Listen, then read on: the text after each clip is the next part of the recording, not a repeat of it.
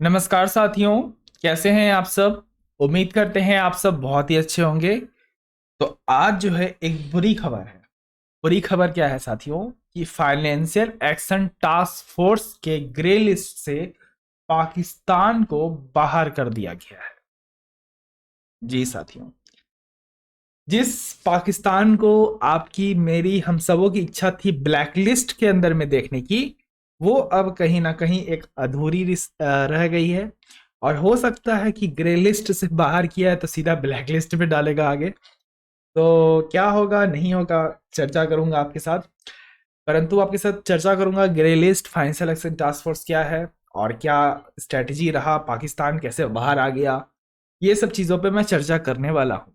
तो एक बार please video को लाइक, चैनल को सब्सक्राइब और शेयर जरूर करें अपने सारे मित्रों के साथ। फिर वह चाहे तैयारी कर रहे होंगे यूपीएससी की, state PCS, SSC, banking, railway इत्यादि किसी भी एग्जाम की जहां पे करंट अफेयर वगैरह आता है, ठीक है। तो उनका स्वागत है। तो आइए चर्चा करते हैं आपके साथ। टॉपिक बहुत इंटरेस्टेड है साथियों, क्योंकि पाकिस्तान की चर्चा करने में ना एक अंदर से जो है ना खुशी भी अलग मिलती है, कि मनोरंजन टॉपिक होता है। पाकिस्तान मनोरंजन विषय है। कोई विषय एग्जाम तो चलो ठीक है एग्जाम में आएगा, लेकिन मनोरंजन विषय पढ़ने में ना ज्यादा मजा आता है। तो चलिए, आज तो थोड़ा बुरा खबर है कि हाँ दुख हुआ ये जानकर। चलिए तो जानते हैं आपके साथ। तो जीएस पेपर 2 से इंपॉर्टेंट रहेगा इंटरनेशनल ऑर्गेनाइजेशन एंड ग्रुपिंग के अंदर में। तो देख सकते हैं साथियों, द इंडियन एक्सप्रेस के द्वारा भी कवर किया गया है कि पाकिस्तान को रिमूव कर दिया गया है एफएटीएफ के ग्रे लिस्ट से। 26 अक्टूबर की न्यूज है, 27 अक्टूबर को मैं कवर कर रहा हूं। तो रिसेंटली मैंने बता दिया साथियों कि फाइनेंशियल एक्शन टास्क फोर्स के द्वारा जो वॉचडॉग का काम करती है, किसके ऊपर में कोई भी ऐसा फाइनेंसिंग या मनी लॉन्ड्रिंग करता है, टेररिज्म को बढ़ावा देता है, उस उसको क्या करती है, आपका ग्रे लिस्ट के अंदर में डालती है। और आगे भी मैं चर्चा करूंगा। तो उसने क्या किया है, पाकिस्तान को रिमूव कर दिया है ग्रे लिस्ट से। पाकिस्तान कब से साथियों ग्रे लिस्ट में था, तो ये जून 2018 से लगातार जो बना हुआ है ग्रे लिस्ट के अंदर में। तो इसके ऊपर में एक तरह से फाइनेंशियल एक्शन टास्क फोर्स के द्वारा डिसाइड किया कि वो उनके द्वारा आ,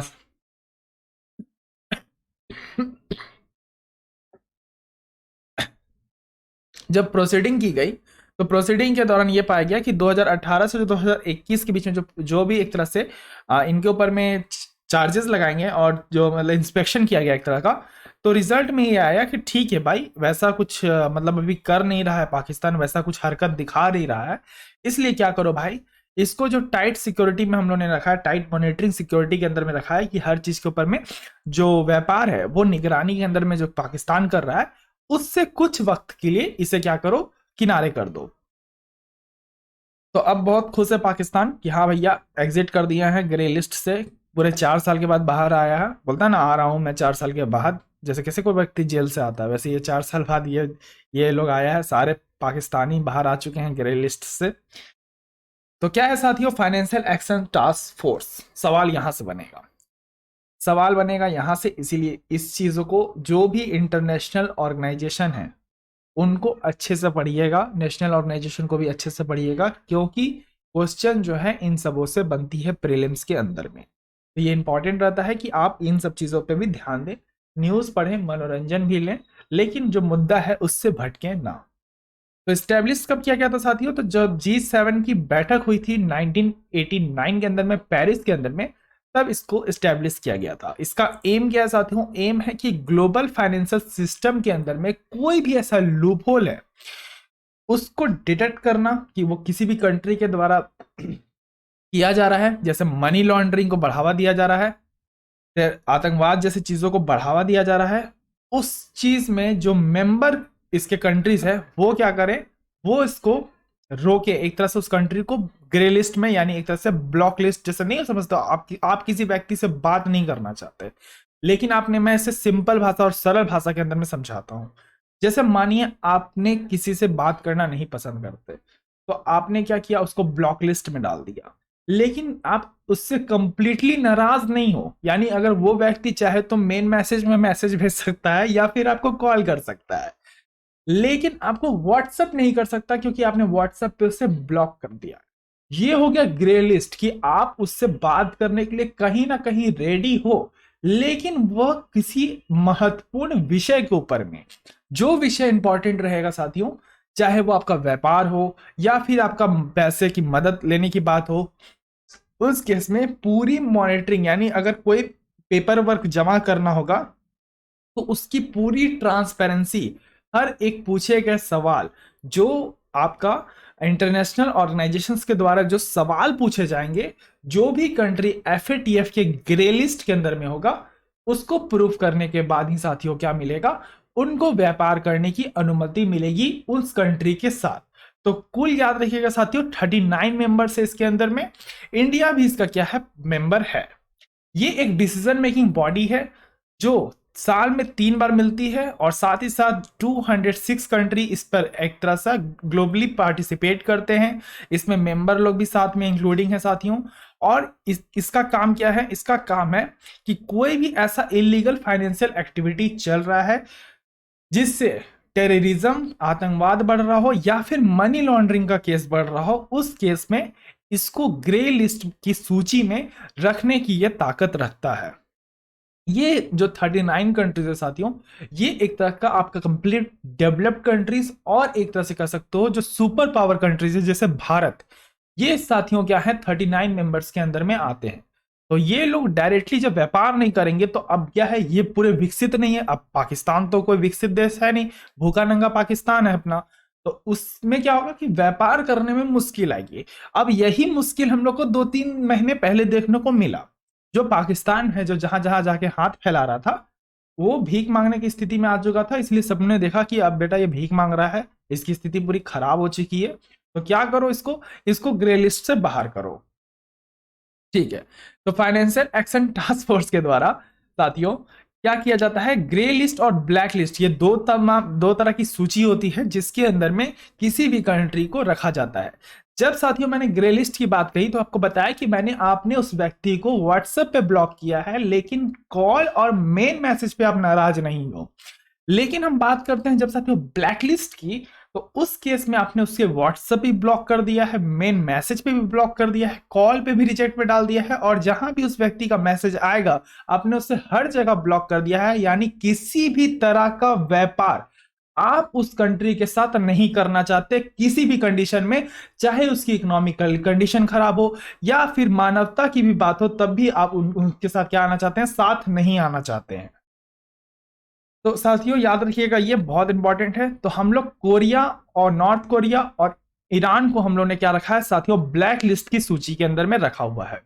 लेकिन याद रखिएगा कि पाकिस्तान अब बाहर आ चुका है, लेकिन टर्की जो है अपना, वो अभी भी आतंकवाद को बढ़ावा दे रहा है, इसलिए उसको क्या रखा है, कंटिन्यू अभी ग्रे लिस्ट में वो बना हुआ है। तो ये इससे क्या प्रॉब्लम आएगा साथियों, इससे प्रॉब्लम आएगा कि किसी भी इंटरनेशनल मॉनेटरी फंड जैसे आईएमएफ हो गया, एशियन डेवलपमेंट बैंक हो गया, यूरोपियन यूनियंस हो गया, या फिर आप किसी भी तरह का एफडीआई, कैपिटल इनफ्लो, या फिर पोर्टफोलियो आपका इन्वेस्टमेंट, किसी भी तरह का इन्वेस्टमेंट या किसी भी तरह का लोन नहीं ले सकते किसी भी इंटरनेशनल ऑर्गेनाइजेशन से, या फिर आप किसी भी देश के साथ एफडीआई का डायरेक्ट ये साइन नहीं कर सकते, क्योंकि यहां पे जो है पावरफुल नेशन साथ में है। दूसरी बात कि करना क्या है सर, बिल्कुल नहीं कर सकते, नहीं, मैंने बताया ना। इससे सिंपल याद रखना कि ग्रे लिस्ट का मतलब है कि आपने उस व्यक्ति को व्हाट्सएप पे ब्लॉक किया है, लेकिन आप मेन मैसेज और कॉल पर अभी भी उस व्यक्ति के साथ बात करने के लिए रेडी हो। लेकिन अगर मैं बात करता हूं साथियों ब्लैक लिस्ट की, तो उस केस में आपने साथियों हर जगह उस व्यक्ति को ब्लॉक कर रखा है। जैसे नॉर्थ कोरिया क्लोज्ड इकोनॉमी है, और हम लोग नॉर्थ कोरिया के साथ किसी भी प्रकार का व्यापार जो है नहीं करते हैं। तो ग्रे लिस्ट की अगर सूची में कोई देश रहता है तो व्यापार तो कर सकते हैं, लेकिन निगरानी के अंदर में, यानी आपको हर पूछे गए सवाल का सही सही जवाब देना होगा। आपने अगर आईएमएफ से लोन लिया तो आपने उस लोन को कहां कहां लगाया, एक एक पैसे का हिसाब देना होगा। यानी अगर आप किसी बैंक से लोन लेते हो तो बैंक वाला कभी ये नहीं पूछता आप इस पैसे को कहां लगाओगे, वो उसको कोलेटरल मिल रहा है तो वो लोन सैंक्शन कर देगा। लेकिन अगर in case of grey list, अगर आप आईएमएफ से लोन लेने जाते हो या एशियन डेवलपमेंट बैंक से लोन लेने जाते हो, उस केस में दिए गए पैसे का कंप्लीटली हिसाब जो है साथियों वो आपको देना पड़ता है। और उसके बाद इस पे सर्वे बैठती है, तमाम तरह की प्रोसेस होती है, ताकि ये क्लियर हो जाए कि आपने जो पैसा लिया था वो आपने सही जगह लगाया है, वापस से किसी भी तरह का आतंकवाद या मनी लॉन्ड्रिंग को आपने बढ़ावा नहीं दिया। आशा करता हूं चीजें बिल्कुल क्लियर हो गई होंगी और इससे ज्यादा इसमें कुछ नहीं पढ़ना। तो ग्रे लिस्ट से बाहर आ गया, लेकिन अब मेरी तमाम इच्छा है कि सीधा ब्लैक लिस्ट में चले जाए पाकिस्तान, ताकि इसकी स्थिति और ऐसी खराब हो जाए। नहीं साथियों, ऐसा मैं बोल रहा हूं मजाक में लेकिन दिल तो ऐसा ही चाहता है। लेकिन आपको ऐसी बातें कॉपी के ऊपर में नहीं लिखनी है, इमोशंस को कंट्रोल में रखना है, क्योंकि जब भी आप इंटरनेशनल क्वेश्चंस के आंसर लिखेंगे तो आपको बैलेंस पॉइंट पे लिखना है, ठीक है। तो मानवता को नहीं भूलना है हमें, जो भी चाहे कंडीशन हमारी रहे। बाकी पाकिस्तान तो है ही अपना बेकार देश, उसको तो मैं बिल्कुल एक्सेप्ट करता हूँ और आप भी एक्सेप्ट करते ही हो। तो चलिए, इमोशन को कंट्रोल में रखिए, लेकिन मेंस आंसर राइटिंग में ध्यान रखिएगा चीज़ों को कि कैसे क्या चीज़ को लिखते हैं।